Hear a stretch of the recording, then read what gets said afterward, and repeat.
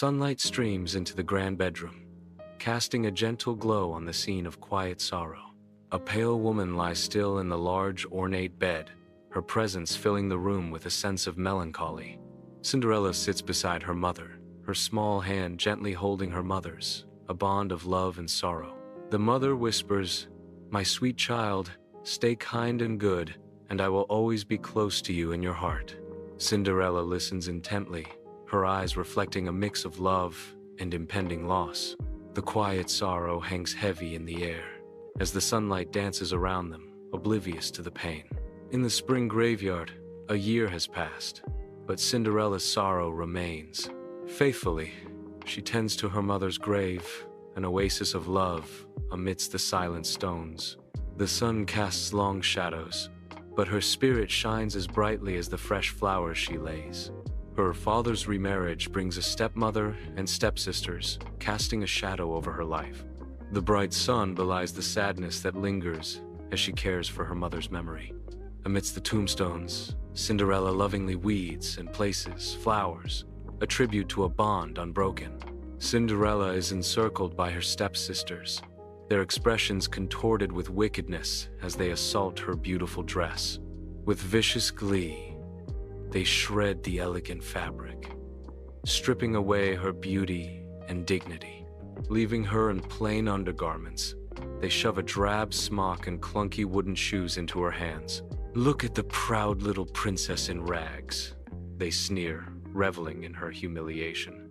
In the heart of the kitchen, Cinderella's day begins before dawn, her silhouette a dance of tireless motion against the faint light. Flames lick hungrily as Cinderella coaxes life into the hearth, casting dancing shadows that mirror her relentless effort.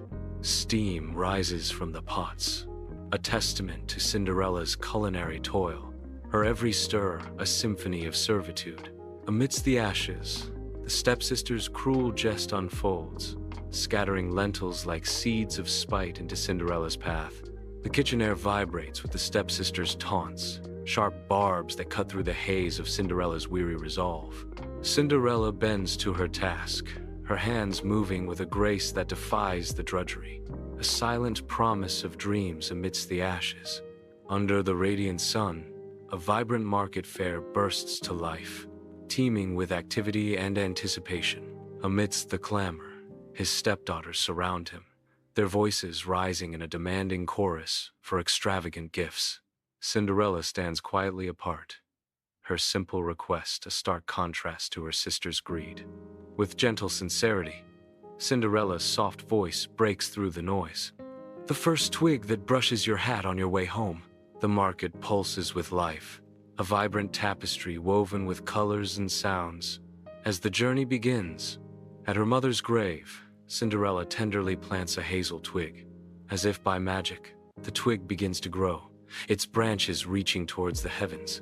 Bathed in sunlight, it transforms into a beautiful, blossoming tree, a testament to enduring love. Cinderella visits the tree each day, finding solace and connection in its presence. A little white bird appears, landing on a branch, its eyes twinkling with knowing. The little white bird listens to Cinderella's whispered wishes, and with a flutter of its wings, grants them, filling the air with hope and magic. A royal proclamation echoes through Cinderella's home, heralding a grand festival. The stepsisters erupt in joyous anticipation, their excitement palpable. Cinderella asks, "Please, may I go to the festival?" The stepmother dismisses her, declaring, "You're covered in dust. You have no proper dress or shoes." In the dim kitchen, the stepmother's cruel task unfolds. A mountain of lentils poured into dusty ashes, illuminated by the stark light. The stepmother points a bony finger, demanding Cinderella sort every lentil within 2 hours, as laughter echoes with malice. Alone, Cinderella whispers a desperate plea, her face etched with despair, as hope seems lost.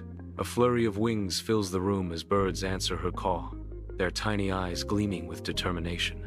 The stepmother returns, her face twisted with malice, extinguishing Cinderella's fragile hope with a cold, dismissive decree. The grand family carriage fades into the night, leaving Cinderella alone beneath the ancient hazel tree, Her eyes, brimming with longing, lift towards the sheltering branches above. A single, white bird descends, carrying a shimmering gown and delicate silk slippers. The bird circles her head, a beacon of hope in the darkening night. A radiant light engulfs Cinderella, a transformative embrace.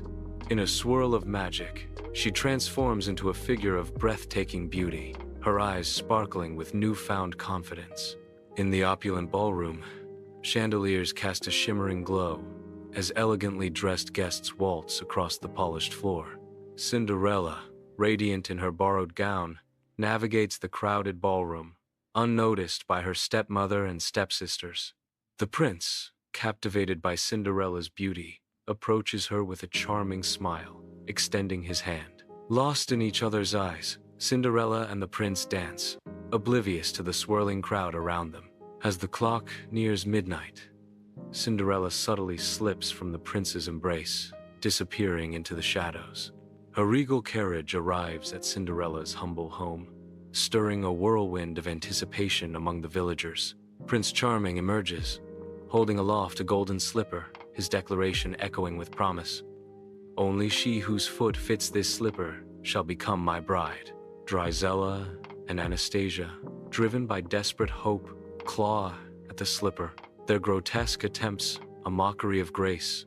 Their oversized feet fail to find solace in the delicate slipper, which remains stubbornly defiant. Tension hangs heavy in the air as the golden slipper resists their desperate efforts, sealing their fate. Morning light fills the humble room as the prince watches Cinderella washing her face, her movements filled with nervous anticipation. With trembling hands, Cinderella carefully grasps the glass slipper, her heart pounding with a mix of hope and trepidation. A perfect fit confirms her destiny as the slipper slides onto her foot, sealing their fate with a whisper of magic. Recognition floods the prince's face as he declares, "This is my true bride."